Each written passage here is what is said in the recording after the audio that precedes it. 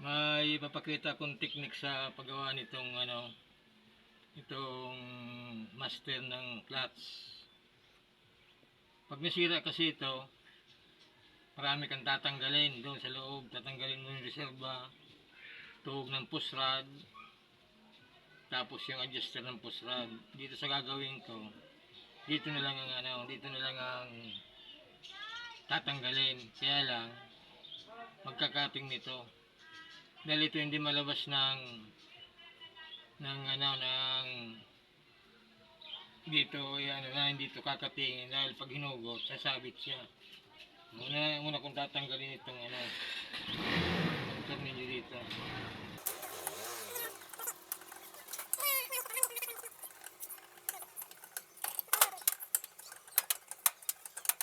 Sabi lang dito, numero 12.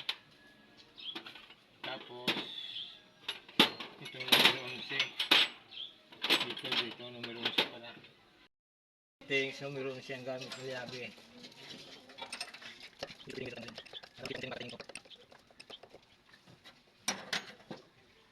Tanggalin ko muna ito. Tuloy yung sa kanilang i-blade. Dito numero 12 rin.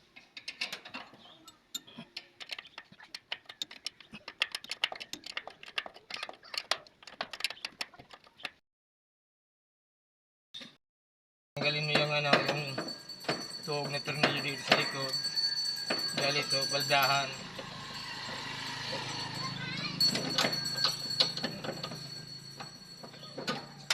Natanggal. Dito siya ngayon gaganunin. Hindi siya makakalabas. Ang gagawin natin, kakatingin to. Kakatingin yan.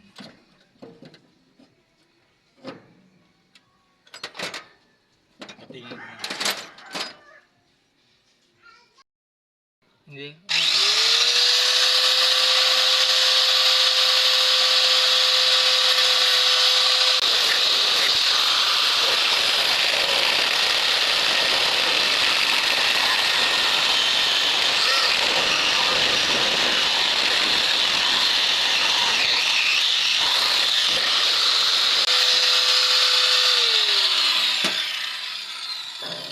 Ngayon, tanggal na dito. Tatanggalin ulit dyan sa kabila na yan. Kaya lang, baka tamaan to, tatanggalin ko to. Para siguro, baka tamaan to ng mabutas yung Tanggalin ko muna to para may lihis.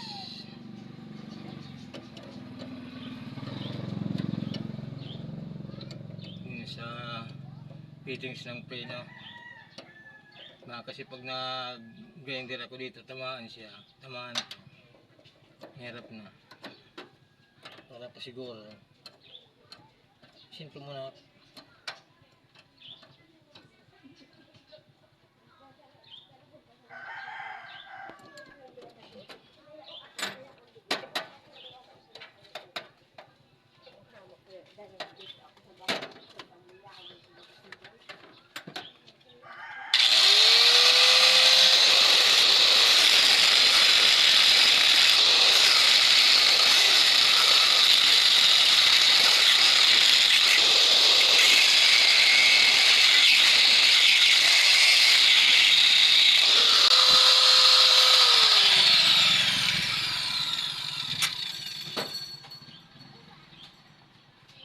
Ngayon, tanggal na siya.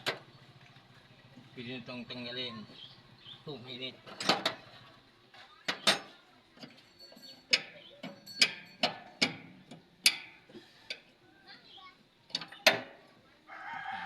Hindi na siya, natanggal na to, hindi na siya gagalin doon sa likod. Madali na lang. Ang dito, babrakita na lang dito ng pampatibay. Brakitan dito, wewildingan. Tapos ibalik na yung tornilyo. Ibalik ko na yung tornilyo. Tuhog. Ito maraming mga kakukuha ng technique dito para madali.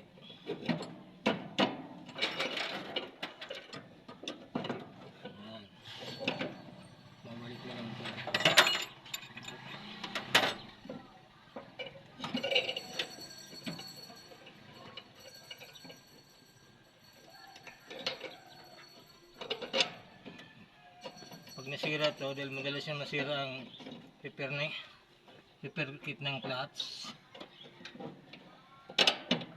Yan. Kapalitan ko na yung tornilyo na kasi yung luma na ano medyo bilog na yung ulo niya. Palitan ko na medyo ano bagong bolt. Yan.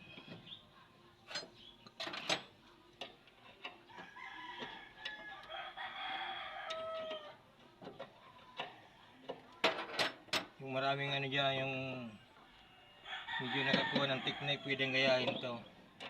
Gagawin na lang dito, babarakitan dyan para tumibay ito. Okay na.